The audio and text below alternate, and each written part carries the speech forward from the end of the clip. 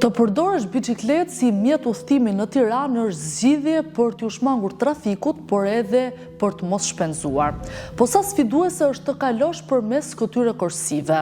ACSHJ në vëzhgim në terren evidentoi korsi të bllokuara nga makinat apo segmente që ndërpriten. Në çdo aks të kryeqytetit ka banderola me biçikletë do të kisha arritur.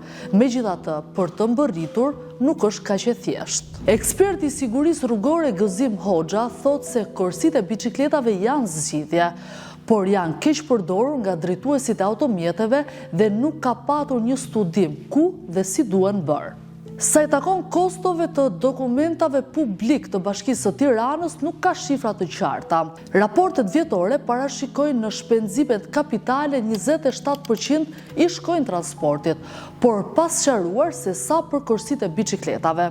Bashkia pranon se nuk ka përllogëritje të kostove, por se përfitimi është tek ulja e ndotjes së ajrit dhe trafikut. Vëzhgimi evidenton zona me korsi si Rruga e Kavajës, Myslimshyri, Gjergjfishta, Pazari i Ri, Kombinati, Kino Studio e tjerë, ndërsa mungesa ka në segmente si Unaza apo nga Zogujzi deri tek Medreseja dhe drejt ish poligrafikut. Tirana aspiron të jetë si Amsterdami apo Londra, por pa investime të qarta, rrjete të lidhura dhe analizë kosto-përfitime me biçikletë jo vetëm që nuk arrin më shpejt, por rrezikon të mos arrish gjykundi.